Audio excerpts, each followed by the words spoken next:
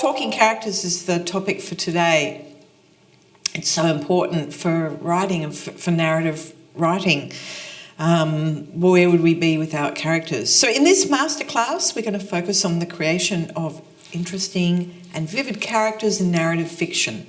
One of the reasons I got invited very kindly to do the session is because not only do I teach writing, which I've done for many years here at Macquarie, I also am a writer and write all sorts of books, short stories, novels and so on. So you're hearing from somebody who lives and breathes it in many ways. So today in Talking Characters, we're going to have a look at creating interesting and vivid characters in narrative fiction.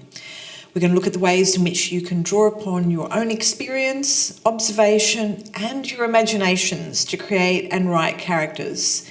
And we're going to consider what makes a character memorable and exciting and someone we might care about as a reader. And very importantly, of course, is care about as the writer, because if we don't care about our characters, we're going to get bored and we're not going to be able to do the work. Characters on the page, this is important, need a very different approach to creation of characters in film or in gaming. And I think sometimes we forget, because we spend so much time looking at characters on the screen, that very different techniques are needed when we're writing, because we don't have all those images. So I'm not going to talk about that much today. In fact, this is the only time I'm going to talk about the importance of remembering that we're talking about text. Yes, it might be text that gets adapted into film or another visual medium in the future, but we're really talking about words on the page or on your e-reader and so on. We're going to look a little bit at craft and technique and look at action and gesture. I did think we would also have time for speech and dialogue, but actually I don't think that's going to happen. Maybe another session. We're going to do a short writing exercise during this session, so you'll need pen and paper or a laptop or notepad. This is a practical hands-on session, I promise you. So with what I just said to you, I was talking about some important terms, so we're going to just look at them a little bit more now, bit by bit. Your writing vocabulary starts here. So I mentioned vivid characters. What did I mean by vivid? Vivid means that your character has traits and characteristics that are peculiar to them. These don't need to be superpowers, but they just need to be individual to that character. Creativity, what does that mean? That means you've made your character up yourself using your imagination and your powers of observation, empathy. Should I just ignore that sound? Okay. And sometimes research is very helpful. The other thing that I mentioned was characters being memorable. And that means not that we have to remember them forever after, but that the character is recognisable as being unique in your story. They're not like the other characters. We can tell from one page to the next who they are, and we remember their unfolding story and their characteristics. And really importantly, characters need to matter to us. That means that the writer and the reader are keenly interested in the character's experiences. The character might be flawed, our imperfections make us interesting and uniquely us.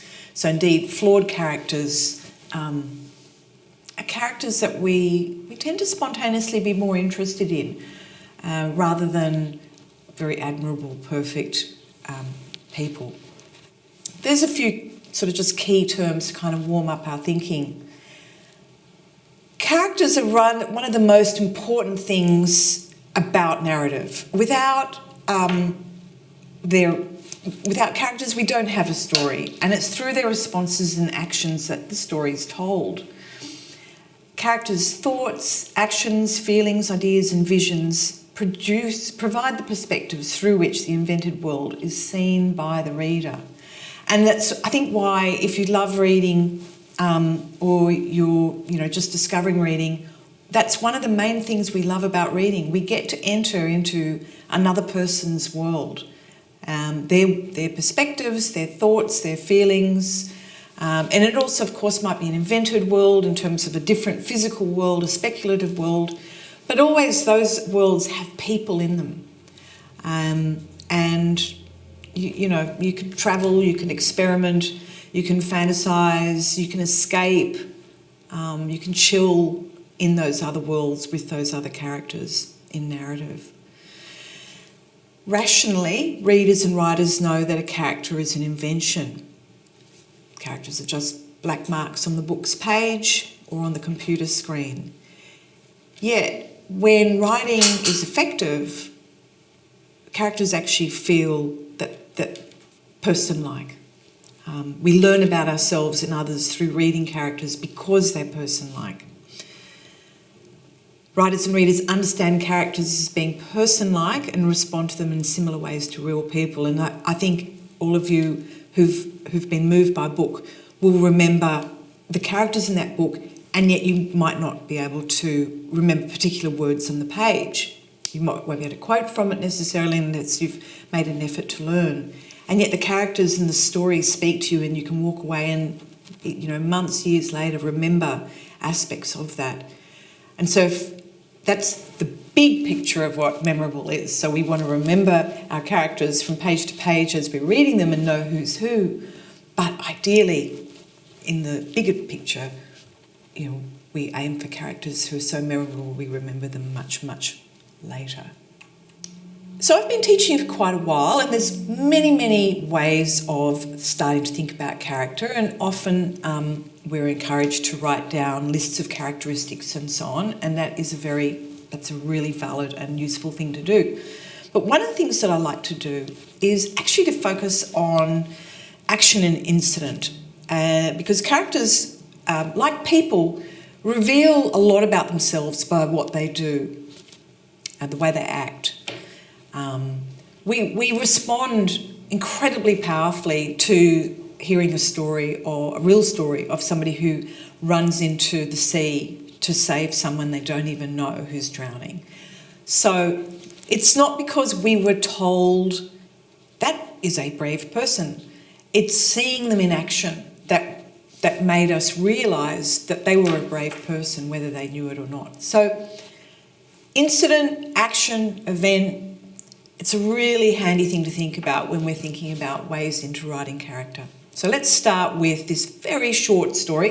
It's actually a poem, but for our purposes, we're going to read it as a little short story. It's called Dog Bite, and it's by an Australian writer, Elizabeth Blackmore, and I discovered it years ago in the Best Australian Poems. And I'm going to read it to you because it's a poem. It doesn't have capitals and it doesn't have punctuation, but I'll do my best to read it. My dog did this. I grabbed my arm to keep it shut. No blood, but from the holes ooze yellow worms of fat. You got rid of the dog, of course. A question from the stern intern as he patches and sews the greyness of shock spares me from answering. After the stitching, my arm sprouted black whiskers. Okay, so just down the bottom of this next page, I've still got the poem there, so you can refer to it, and it's included in a few more of the screenshots. So let's just have a think about that. It's a story about a person. I always think of the person as a woman because Elizabeth Blackmore, the author, is a woman, but you can think about the person as a man. It really doesn't matter. So the person gets bitten by a dog. They go to the hospital to get their wound fixed. They get sewn up by a stern intern. They look at their wound. It's a bit disgusting in places, or interesting, the way it oozes. And at some point later, black whiskers appear on the arm, her arm. They could be whiskers, perhaps. They're the stitches.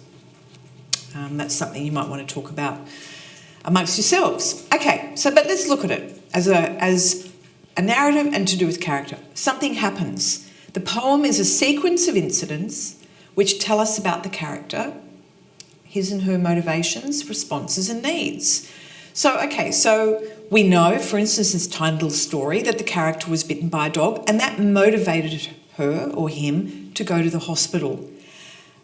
We know something about his response at the hospital. I mean, clearly appreciating being stitched up, but having a rather complicated and understandable response to the stern intern who assumes that the dog owner has had the dog put down or will have the dog put down. So actually quite a complex interaction, that one. We see the character in relation to others. We're seeing the character, the narrator dog owner is in an active and engaged relationship with another character, listening, talking, reacting to the stern intern. And as a consequence of all this, something happens. And so some of these things that happen are internal. Okay, so an incident in a way might just be a psychological realisation or a really strong, powerful emotion that then causes something else to happen. So we have, I think, in this story, we get a sense of a psychological response from the narrator, from the stern intern, who's really kind of coming across as a bit unsympathetic. And there's external consequences as well. In this narrative, they're a little cheeky, a little playful. After the stitching, my arm sprouted black whiskers. When I do this story with students, some people insist that it could only be the stitches, and other people are quite ready to believe that the dog owner, having been bitten, is becoming a little bit dog-like, even though she went to hospital. So let's just look a little bit more deeply at this idea of something happening. We can create and invent characters using many approaches. We can brainstorm ideas, invent facts, names, physical traits and past histories for the character. But what I have done is focus on revealing, using this story, revealing character through an experience of an event. An event can be just an incident, so don't think an event needs to be a bomb exploding. So, for instance, you might like to do this later. If you were going to write dog bite, how would your character react? Where are they that they get bitten? Who are they that gets bitten? What resources are available? How much do they know or love the dog? So on and so forth. Are they a young person, forever mentally traumatised, or somebody else who's old enough to take themselves to the hospital? Something happens again. We can create and invent.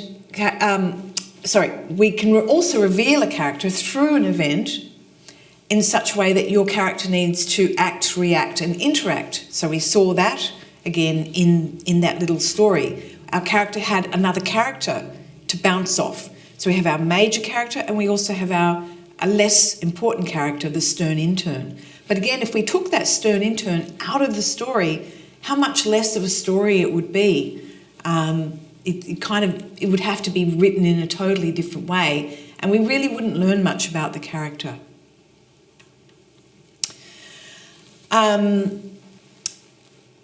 So again, imagining you as a potential writer of a story like Dog Bite. Imagine your character at a bus stop, for instance. The bus does not come, but it doesn't matter. So again, we're taking out the event and the consequences and seeing what happens if we don't have consequences for our event. So your character's at a bus stop, the bus does not come, but it doesn't matter. Your character doesn't care and wasn't going anywhere anyway. So it sounds like Beckett's Waiting for Godot. Or let's play with Dog Bite. Imagine your character has been bitten by a dog while in an unfamiliar city or town, and the only way to get to the hospital is by bus. And then I thought that was terribly old-fashioned and thought, by Uber. And the bus is late, or your smartphone is out of credit and you're not able to hire Uber. Is your character going to wait and worry or try to get to the hospital in some other way? What are they going to do that shows who they are? If I were to write a short memoir about myself when I was 12 years old, I was just absolutely terrified of everything and the world, and I would definitely have just sat there waiting. And, you know, who knows what would have happened to that dog bite.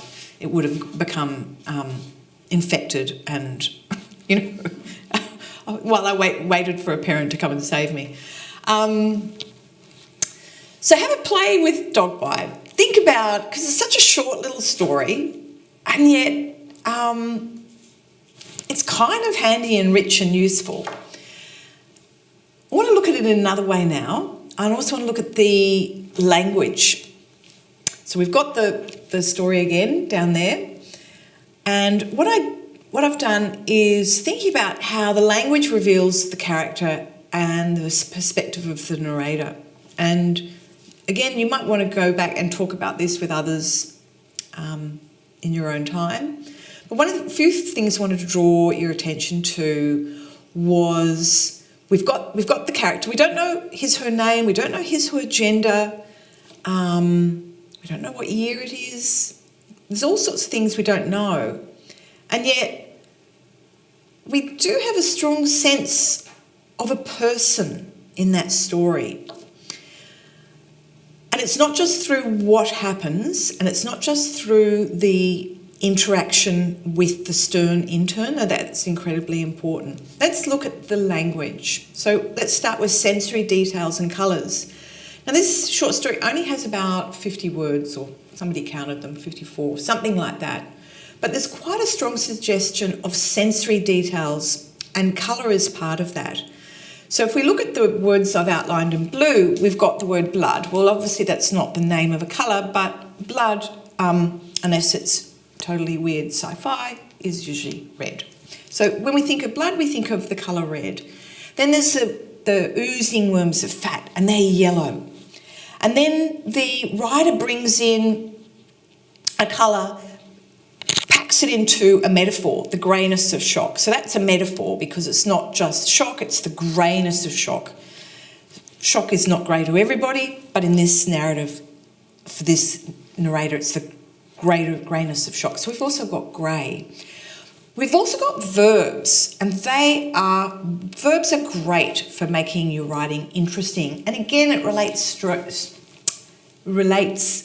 clearly to the idea of getting your characters to be revealed through action. So we've got the verbs grab, the verbal phrase keep it shut.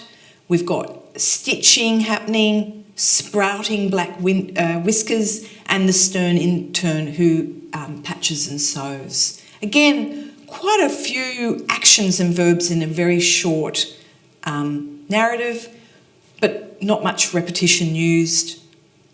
The writer says it one way and then just moves on to the next moment, as it were. It's a really economical writing. And then I've already mentioned the metaphors. I've put them in green, though I couldn't get greyness of shock to be entirely green. So there's greyness of shock and the idea of sprouting black whiskers. Obviously, that can be either the metaphor stitches or for shock. It's quite playful. So there's a lot happening with the language here, and the kind of sense of character that you get from this little narrative, I think is a great thing to talk about. I have my ideas. I don't want to tell you exactly how I think you should think about it, but you've got lots of strategies for discussing it now. Okay, so I think we've done Dog Bite. I hope you return to it. I love this short story or this poem. Now we're going to go on to ways into revealing characters too. So this idea is that when we're writing, we are the first reader of our writing because we reread. We write, we read, we scratch, or we whatever. We're both the reader and the writer. What's really tricky is to imagine how it's going to be if you're not you, the writer, but a reader reading it for the first time.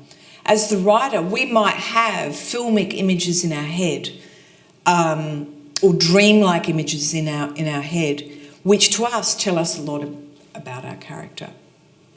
And sometimes what happens is that when we're writing, we're not actually using enough strategies to get that internal sense of our character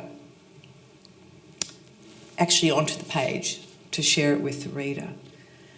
And so then there's a big gap between your vision for what you're writing and what you think it's going to communicate and what's actually happening for another reader. So in a very practical way, here are some things. I've got 4 different ways that we can talk about revealing character. And it's helpful to use them as a checklist when you're writing and thinking, am I using a range of these ways, or am I relying on only 1 or 2, and am I perhaps relying on 1 or 2 of the easiest ways? So now we're going to talk through them one by one, so you can tell something directly. And this is probably the most attractive way to do it as a beginning writer, but the one to avoid. So my example here, this is a little story about Sal and her little brother Ari. Sal always turned away when Ari pointed his mobile at her. So we're being told something directly. It's pretty physical though. Sal always turned away when Ari pointed his mobile at her. Mobile being like, it's his camera. Then we've got allow the character to tell it. So we're going to see Sal speaking for herself here. No way was I going to let my stupid brother take another of his silly snaps. So we get a nice bit of sense of Sal there. She's not overly fond of her brother. She's using very colloquial, straightforward, blunt language. It's doing pretty good stuff there. Letting the character's actions suggest it. Oh, this is brutal. Okay, now we see something about Sal that you couldn't have guessed from the other 2. When they left for the beach, I wrote this as like a family on holiday. When they left for the beach, Sal searched out his phone in his room. He'd left it there right on the bed. Too easy. Sorry, there's a D missing from that word, from the bed. Too easy. Took it to the kitchen sink, washed it well, dried it, put it back. Then she coolly went back to reading her book. Okay, so we've learned quite a bit about Sal in that one. She can be quite a brutal older sister. Thank you. So I think so far that's my, I would say that letting the character's actions. So this is the idea of, creating an incident to reveal character. And then we've also got number 4, which is allowing other characters to express it.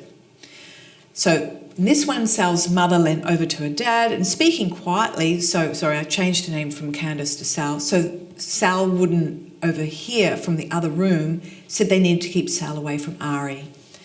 She was at him about everything, had he noticed. When her brother had been 7, she'd adored him. So there's a little surprise there because we discovered that little Ari is actually quite young. So on this screen, which I won't talk about too much right now, I discuss why number 3 is the most effective approach to revealing character. So letting the character's actions suggest a great deal about the character. And we don't have to say Sal didn't like little brother or Sal was impatient. We can tell that from just reading it. Okay, now we're going to spend a few minutes. I'm going to do this exercise incredibly quickly. so that we stay within time. So this is a way to discover your character through objects in their life. And we're going to shove an object into our imaginary character's life. If you don't have a character in mind now, that's fine. Just do it as yourself. So what I've got here, I don't know if you can see it well enough. I have got a soft dog. I'm just going to do 3. If you don't want to use these objects, that's fine. If you're somewhere where there's other objects in the room you're in, no problem at all. I've got a pencil sharpener. It's plastic. There's some pencil scrapings in it. Actually, I've got lots of objects. I've got a fan. Everybody's had one of these in their life at some point. I don't even know what they're called. A snow globe. Okay. An ordinary umbrella unfurled. Okay. So, watch is on. We're going to spend a minute and a half writing what is true. Look at those objects, or the one that you've selected. Choose one. I want you to write 10 one-sentence or dot points descriptions of it. Be truthful. Be observant. So with this one, this is a dog. It's a soft toy and it's brown. That's the sort of thing we're looking for in this first part of the exercise. So we are starting.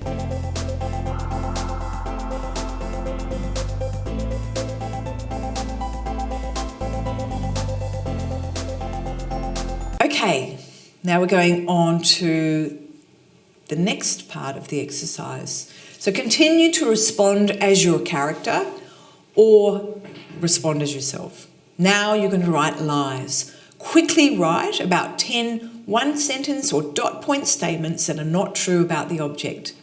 They're not factual, what you're going to write. They're lies or misleading statements. So for an example, that cup is not red, it's blue, and it's made for carrying marbles. Your time starts now.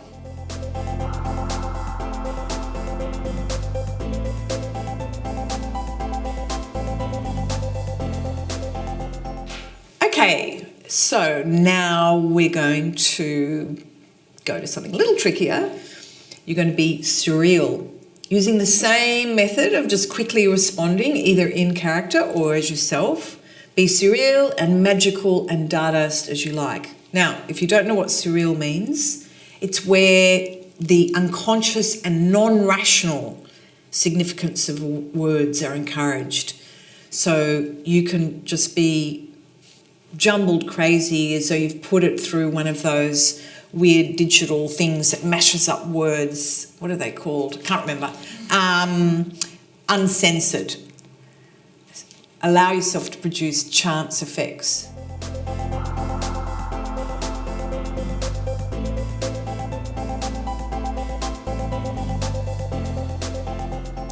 All right, now we're up to the last part of the exercise where you get to kind of draw all these things together. You've got scraps of bits of writing. Some of it you probably had to stop before you were ready.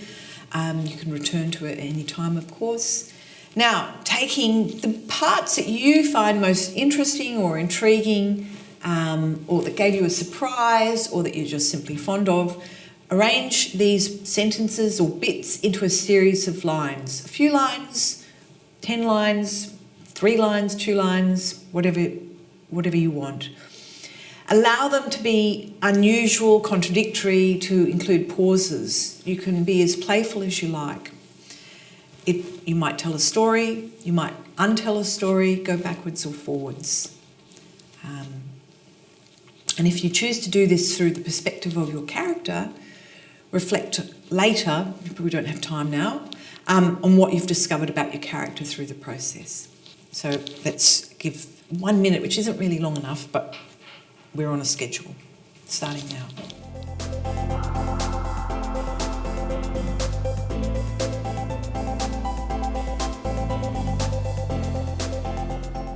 Ideally, what you'd be doing is workshopping, sharing with others, either in your class, or obviously you can do it online. Normally, we'd be looking back on what we'd written and how we'd responded to the objects, and looking at the kind of language and the humour, or the little surprises or the shocking moments that have been expressed. And you know, maybe you can have that discussion amongst yourselves. That would be good. Unfortunately, I don't get to hear from you about, if you did it in the character, how that worked. Did you discover something about your character that you didn't know? Did you get them doing an action that you hadn't expected because you'd brought in an unusual thing, an object, and made them play with it through language, made your mind play with it through language? I have one last exercise for you, but this is not to be done here because we don't have time. It's the Larry Brainstorm. I really, really, really strongly invite you to do it in your own time. It's one of my favourites. So I think we've whipped through a lot. If there's time for questions, I'm more than happy to talk to you further.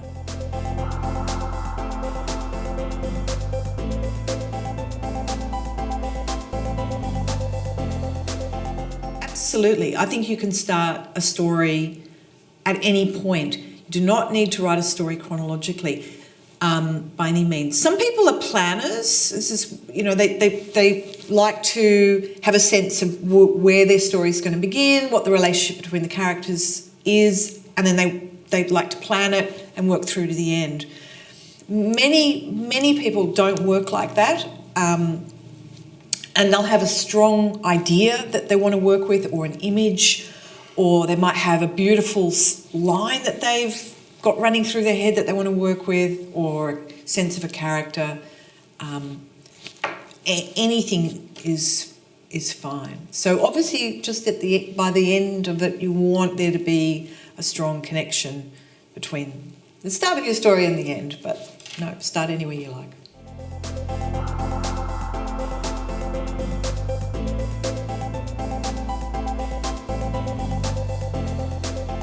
Absolutely. I mean, that is where we learn about people and about ourselves, is through real life. But different writers do different things with it. I think you can write quite autobiographically and draw on people and not necessarily not fictionalise them that much. For me, I tend to fictionalise people very, very heavily because I want to write really in an uncensored way. I want to write my character in the way that I want to write them.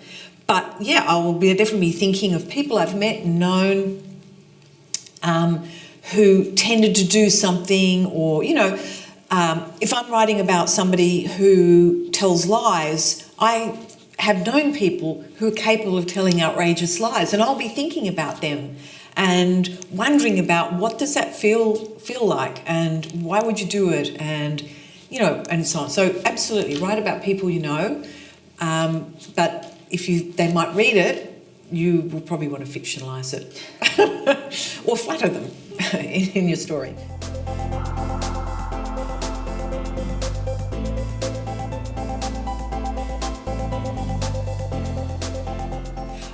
Probably not. There's so many books out there. Why isn't my book always in the front of every bookstore window? So most recently I wrote a book called Hopscotch that came out last year, and it's sort of blackly comic, and yeah, I think if I was going to recommend probably Hopscotch or my first novel, Night by Night. On the other hand, Provenance, which was my second novel, that is about two young people who kind of are fated to meet and then to be torn apart, and it's kind of very literary but sort of romantic, and at moments quite kind of tragic. So sadly I'm not famous, no. It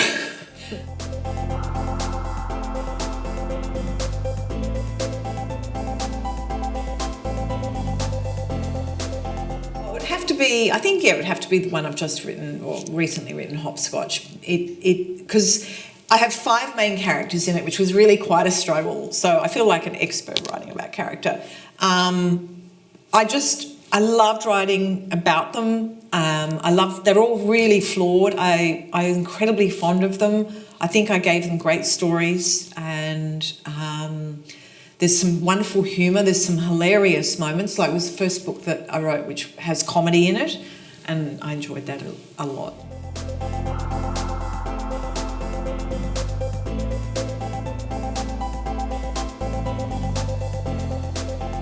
Look, I think that's it's really very varied for me. I mean, I have been writing in third person. First book was first, and the next 2 was third. But I'm really thinking I might do first again. You can do a lot. Generally, I think it's really worthwhile trying to write in third person because there's a lot of flexibility with it. So, for instance, writing a book where you've got 5 characters, or in Provenance, you've got 2 main characters, it kind of made sense and to write in third, because then I can move between all those people and still have one very cohesive kind of story. Whereas if you're writing in first person, you can have a lot of intimacy. You've got the voice of that person, but then you're kind of limited to how they see the world, which can be a bit limiting because it's just the I. And I think sometimes it's hard, but you can slip into writing autobiographically even when you don't want to. You just start to sound like yourself. Well, that's how I feel about it. So with students, people tend to like to write in first. It feels more real, it feels more intimate, but I actually think third can do everything that first does, which is make it feel real and intimate, but actually has more kind of flexibility. So, but second person is quite amazing too, in small doses, because it's very but yeah, experiment with all of them.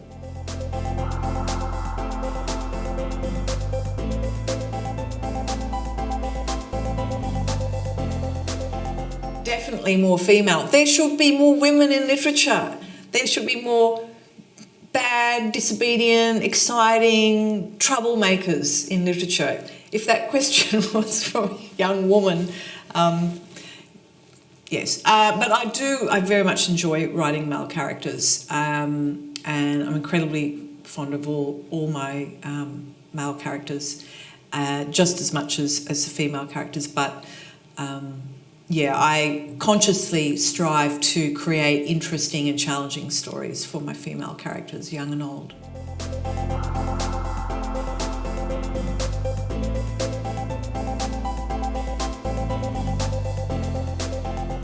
On average, years. Well, look, it depends. Say if you're writing a short YA novel, because often they're shorter, that will be less time than, say, a longer adult novel, genre novel.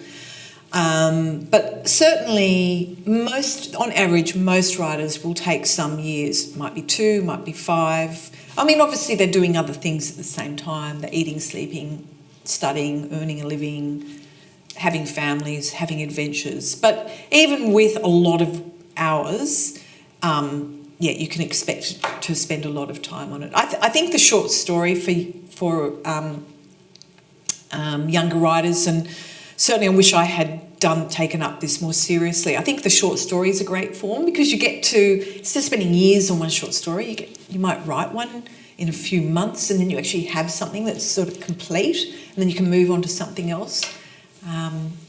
Writing novels is one of the most uneconomic things you can do in your life.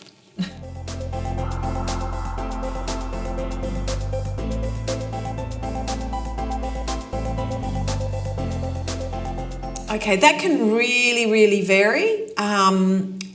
You might strike lucky, and your first couple of publishers, your second publisher that you show your work to, you strike lucky. But look, I think these days, because there is so much competition, media competition, people are not reading as much as they used to.